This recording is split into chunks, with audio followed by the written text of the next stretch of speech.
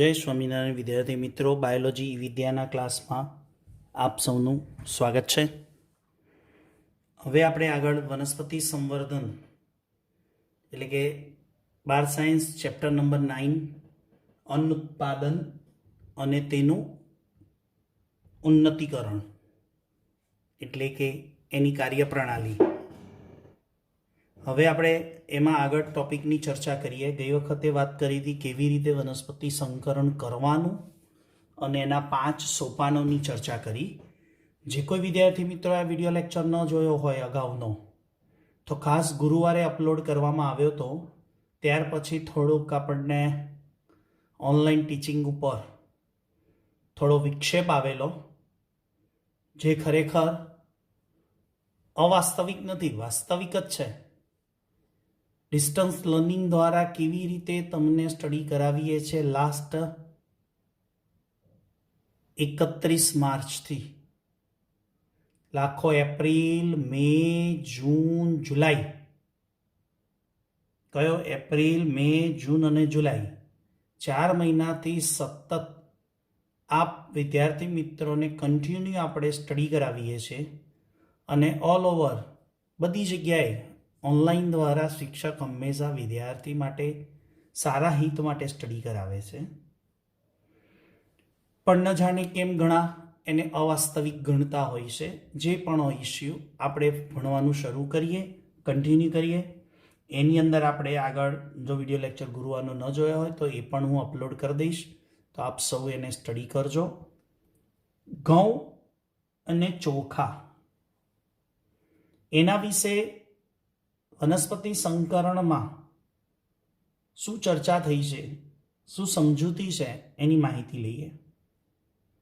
1960 થી 2000 એટલે કે કેટલા વર્ષ થયા? લાસ્ટ 40 વર્ષમાં ઘઉં 11 મિલિયન ટન હતા. 11 મિલિયન ટન 1960માં. અને 40 વર્ષ સુધીમાં 2000 સુધીમાં કેટલું ઉત્પાદન વધ્યું? 75 મિલિયન ટન થઈ ગયું. 11 મિલિયન ટનમાંથી ઘઉંનું ઉત્પાદન કેટલું થયું? 75 મિલિયન. 2000ની વાત છે, ના તો 2020 છે. હજી બીજા 20 વર્ષ પછીનું આંકડો બાકી છે. આ તો 2000 સુધીનો જ આંકડો આપ્યો. ચોખા કેટલા હતા? 35 મિલિયન ટન. કેટલા થઈ ગયા? એનું ઉત્પાદન કેટલું થઈ ગયું? જે 35 મિલિયન ટન 1960માં હતું, 2000ની સાલ સુધીમાં કેટલું વધી ગયું? 89.5 મિલિયન ટન. એટલે એવરેજ પકડીને ચાલો 19 મિલિયન ટન. 90 million tonne. 35માંથી 90. આ વધારાનું કારણ શું? આ બધો જે ગ્રોથ થયો એ કોને કારણે? ઘઉં અને ચોખાની અર્ધવામન જાતો. તમને થશે સાહેબ આ અર્ધવામન જાતો એટલે શું? એટલે પહેલા જે પરંપરાગત ખેતીથી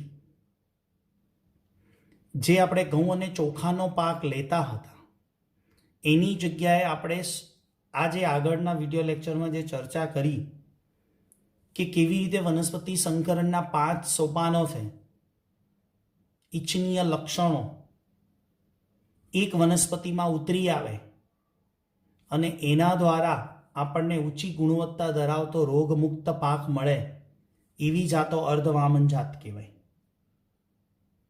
અને અર્ધવામન જાતિનું સંશોધન નોર્મન ઈ બોરલોગો, આગળ વાત કરી હતી, મેક્સિકો શહેર, એમાં મેક્સિકો શહેર એટલે અમેરિકા થાય. નોર્મન ઈ બોરલોગોએ ત્યાં ઘઉં ઉગાડ્યા. સંસ્થા હતી ઇન્ટરનેશનલ સેન્ટર ફોર વ્હીટ એટલે ઘઉં એન્ડ મેઇઝ એટલે મકાઈ ઇમ્પ્રુવમેન્ટ સેન્ટર હતું.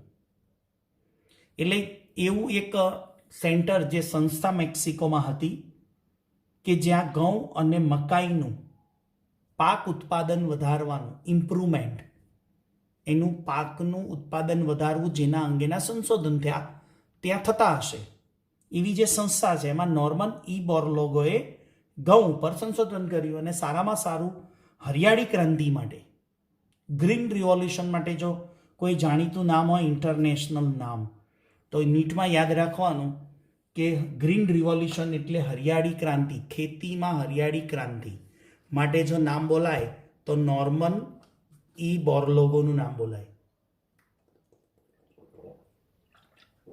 જેમ તમને સમજાવી દઉં કે શ્વેત ક્રાંતિના પ્રણેતા કોણ? વર્ગીસ કુરિયન. એમ ગ્રીન રિવોલ્યુશન હરિયાળી ક્રાંતિના પ્રણેતા કોણ? નોર્મન ઈ બોરલોગો. 1963માં ભારતમાં ઘઉં ઉગાડતા ક્ષેત્રોમાં ઘઉંની જાતો કઈ બનાવી? સોનાલિકા અને કલ્યાણ સોના. 1963માં ભારતમાં ઘઉં ઉગાડતા ક્ષેત્રોમાં સોનાલિકા અને કલ્યાણ સોના. તમને યાદ હશે મેં કીધું હતું ડૉક્ટર સ્વામીનાથન એ ભારતના હરિયાળી ક્રાંતિના પ્રણેતા કહેવાય. નોર્મન ઈ બોરલોગોએ જે ઘઉં અમેરિકન મેક્સિકોમાં જે ત્યાંના વાતાવરણમાં ઉગી શકતા એ ભારતમાં સક્સેસફુલ નહોતા, પણ આપણા સાઉથના દક્ષિણ ભારતના ડૉક્ટર સ્વામીનાથને એના ઉપર રિસર્ચ કરી અને એ ઘઉંને આપણા ભારતીય વાતાવરણમાં ઉગાડવાનો પ્રયત્ન કર્યો અને એમાં એ સફળ નીવડ્યા. એમાં સોનાલિકા અને કલ્યાણ સોના જેવી ઘઉંની જાતો વિકસાવી. બીજું, IR8માંથી સેમી ડ્વાફ ચોખાની જાત લીધી. એટલે IR8 ચોખાની જાત છે, જેમ આપણે કહીએ ને ગુજરાત 17 બાસમતી. હવે IRRI ઈરી રીરી શું બોલાય? ઈરી રીરી. International rice research institute Philippines. International rice research institute, international rice research institute ફિલિપાઇન્સમાં. આ ફિલિપાઇન્સ ખાતે આવેલી છે, જેમાં ચોખાના સંશોધનો, ચોખા ઉપર સંશોધન થાય છે. પછી તાઇવાનમાં એવી જ એક જાત બનાવવામાં આવી, ટાઇન્ચુંગ. ટાઇન્ચુંગ નેટિવ 1.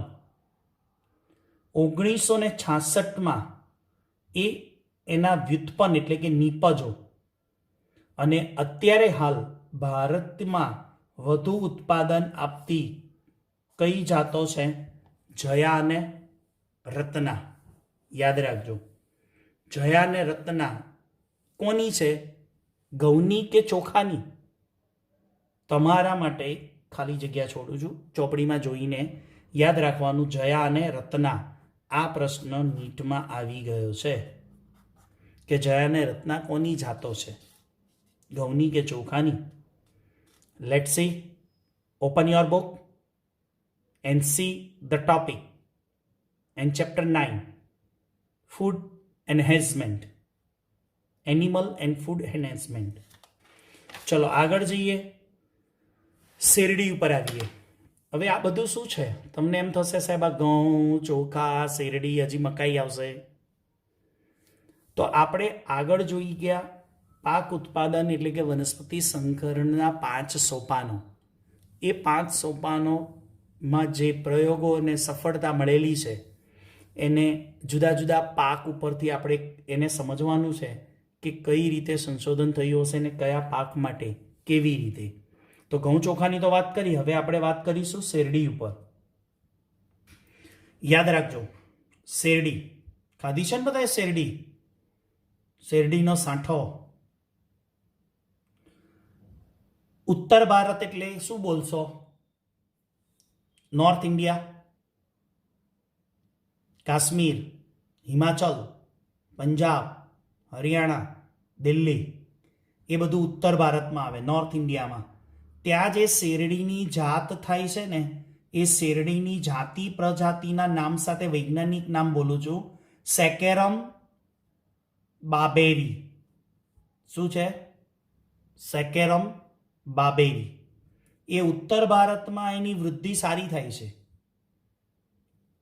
એની શર્કરા એટલે ગળપણ અને એની ઉત્પાદકતા ઓછી છે.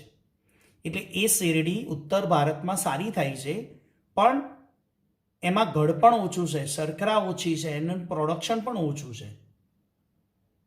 જ્યારે સાઉથ ઇન્ડિયામાં, દક્ષિણ ભારતમાં નીચે કેરળ, તમિલ, આસામ, કર્ણાટક આ બધી જગ્યાઓ પર જે વિસ્તાર છે એ વિસ્તારમાં સેકેરમ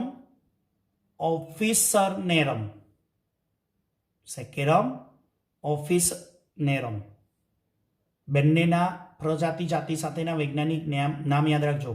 ઉત્તર ભારતમાં થતી શેરડી સેકેરમ બાર્બેરી, દક્ષિણ ભારતમાં થતી શેરડી સેકેરમ ઓફિસનેરમ. સાયન્ટિસ્ટોએ શું કર્યું? બંને જાતિઓનું હાઇબ્રિડાઇઝેશન કર્યું, સંકરણ કર્યું, અને એનાથી શું બનાવી? નવી જાતનું ઉત્પાદન કર્યું. એમાંથી ઇચ્છિત લક્ષણો ધરાવતી, એટલે કે ઊંચી ઉત્પાદકતા, જાડું પ્રકાંડ અને વધુ શર્કરા. એટલે કે આ સાઉથમાં થતી, દક્ષિણ ભારતમાં થતી શેરડીનું ઉત્પાદન વધારે હતું. એટલે કે ઉત્તર ભારત અને દક્ષિણ ભારતની બંને શેરડીઓનું હાઇબ્રિડાઇઝેશન કર્યું અને નવી જે શેરડીની જાત બનાવી એ કયા ઇચ્છિત લક્ષણો ધરાવતી? ઊંચી ઉત્પાદકતા, કે જેમાં એ શેરડીનું પ્રોડક્શન વધારે થતું. પ્રકાંડ કેવું હતું? એકદમ જાડું, એટલે કે વધારે રસ નીકળે, શર્કરા વધારે નીકળે. રસ વધારે નીકળે એટલે શર્કરા વધારે હોય. તો આ શેરડી ઉપર ચર્ચા. ચલો, આ બીજું એક્ઝામ્પલ. પહેલું ઘઉં, બીજું ચોખા, ત્રીજું શેરડી અને ચોથું છે અન્ય ધાન્યો. ભારતમાં મકાઈ, બાજરો, જુવાર એમાં સંકર જાત બનાવ્યાની. મકાઈની પણ સંકર જાત છે, બાજરાની, જુવારની. એક, પાક ઉત્પાદન વધારે અને પાણીની શુષ્કતા સામે પ્રતિકારકતા. એટલે કે જ્યાં પાણીની અછત છે ત્યાં પણ આ પાક સારો થાય. અને જ્યારે ફૂગ, બેક્ટેરિયાની જીવાત આવે ત્યારે એવા સમયે આવા પાકો રોગ પ્રતિકારકતા પણ સારી બતાવે, જેથી રોગો ઓછા થાય.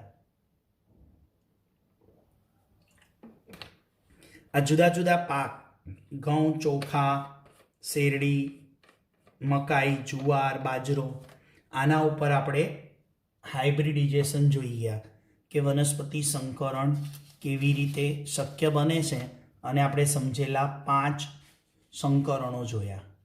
હવે આગળના ટોપિકની ચર્ચા કરવાની છે વનસ્પતિ સંકરણ, જેને આપણે સમજીએ. વનસ્પતિ સંકરણ. આપણે વનસ્પતિ સંકરણ કરીએ છીએ, જેની આપણે ચર્ચા કરી. એમાં શાના માટે? એક તો રોગ પ્રતિકારકતા, કે કોઈ પણ રોગ થાય તો એની સામે વનસ્પતિ ટકી શકે અને રોગથી નુકસાન ન થાય.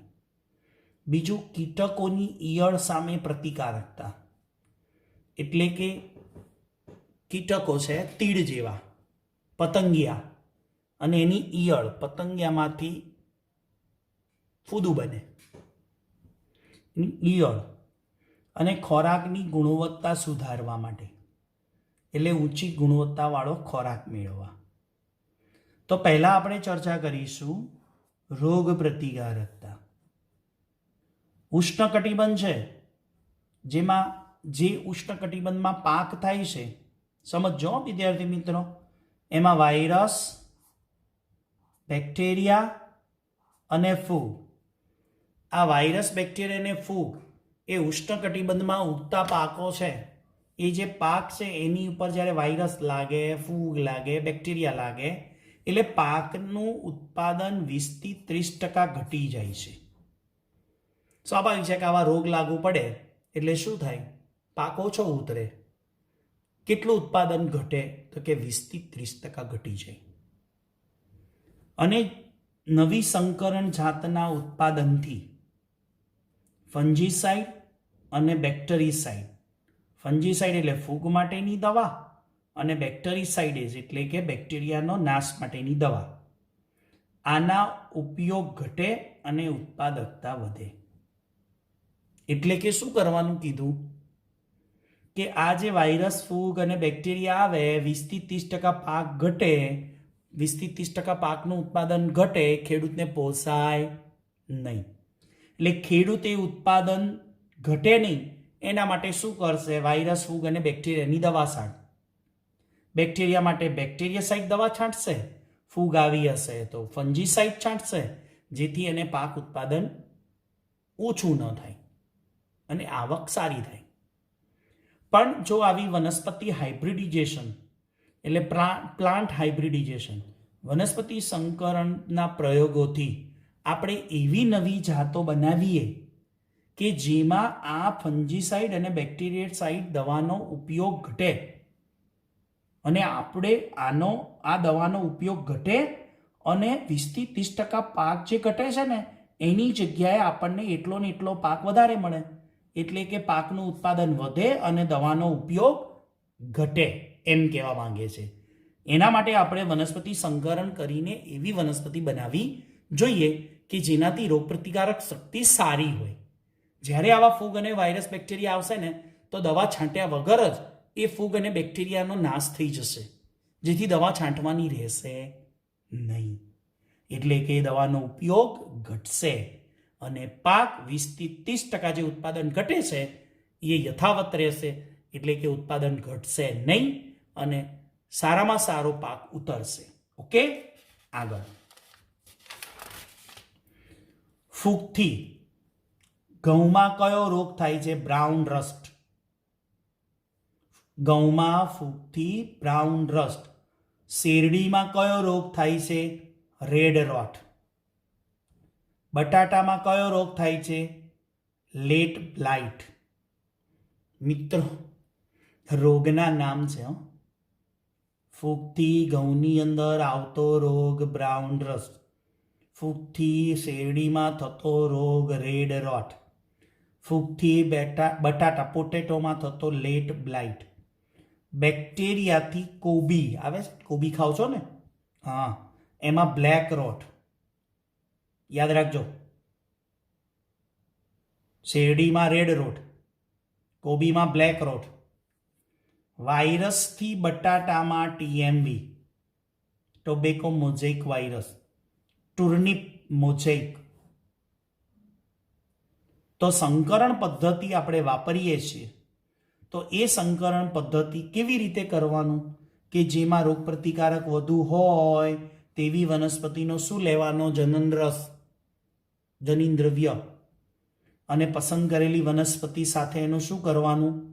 સંકરણ, જેની ઉત્પાદકતા વધારે હોય એવી એક વનસ્પતિ લીધી છે જેને આપણે પસંદ કરી છે, અને જે રોગ પ્રતિકારકતા વધારે હોય એવી વનસ્પતિનો જનનરસ આપણે જે ઉત્પાદકતા વધારે મળતી હોય એ વનસ્પતિમાં મૂકવાનો અને બંને વનસ્પતિનું સંકરણ, હાઇબ્રિડિઝેશન કરવાનું, ત્યાર પછી મૂલ્યાંકન કરવાનું, ટેસ્ટિંગ કરવાનું અને પછી બજારમાં એને શું કરવાની? મુક્ત કરવાની ને વેચાણ કરવાનું. અને વેચાણથી એ પાક સારામાં સારો તૈયાર થાય, જેથી ફૂગનાશક અને બેક્ટેરિયા નાશક દવા છાંટવી પડે નહીં. અને આ ટેબલ છે એ મોસ્ટ આઈએમપી છે.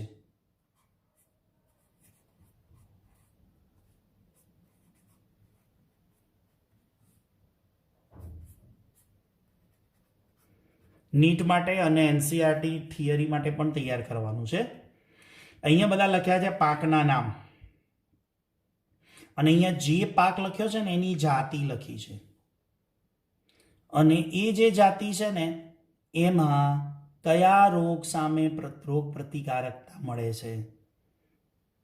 એટલે અહીંયા લખ્યું છે રોગનું નામ, અને એ રોગ સામે આપણે એવો પાક બનાવ્યો છે કે આ રોગ આવે તો એની સામે વનસ્પતિને રોગ થતો નથી. દાખલા તરીકે પહેલું લઈએ ઘઉં. ઘઉંની કઈ જાત છે? હિમગીરી. હિમગીરી આ જાતિમાં કયો રોગ આવે? હિલબન્ટ, લીટ અને સ્ટ્રીપ રસ્ટ. પણ જો આ આપણે એની સંકરણ જાત બનાવી હોય તો આવા રોગો સામે શું મળે? એને પ્રતિકારકતા. બીજું છે બ્રાસિકા. બ્રાસિકા એટલે રાઈ થાય હો. પૂસા સ્વાર્નિમ, કરનરાઈ, ઘઉંનો ગેરુ રોગ થાય. ત્રીજું છે કોબીઝ. કોબીઝમાં થતો કોબીઝમાં કઈ જાત? અલગ અલગ પ્રકારની કોબી આવે છે હો. શિયાળામાં વધારે, વિન્ટરની અંદર સારામાં સારી કોબી મળે ત્યારે એ વખતે તમને અલગ અલગ પ્રકારના પાંદડાવાળી જોવા મળશે. પૂસા સુબ્રા જેમાં બ્લેક રોટ, પૂસા સ્નોબોલ, કર્લ બ્લાઇટ. યાદ રહી ગયું? ઓકે. ચોથું છે પાકનું નામ કાઉપી, લોબિયા, પૂષા કોમલ, એમાં બેકેટ રોપલ અને બેકેટ રોપલ બ્લાઇટ. આખું નામ છે બેકેટ રોપલ બ્લાઇટ. પાંચમી આપણે પાકનું નામ છે મરચા, પૂસા સદાબહાર. એમાં કયો રોગ? CMV અને TMV અને leaf curl, tobacco mosaic virus. અને બાકી CMV નું નામ તમારે યાદ રાખવાનું અને લીફ કર્લ. તો આ ટેબલ તમારે મોસ્ટ IMP છે, જે નીટ માટે તમારે તૈયાર કરવાનું છે અને યાદ રાખવાનું છે. તો આ બધાએ ટેબલ તૈયાર કરવાનું અને એને યાદ રાખવાનું.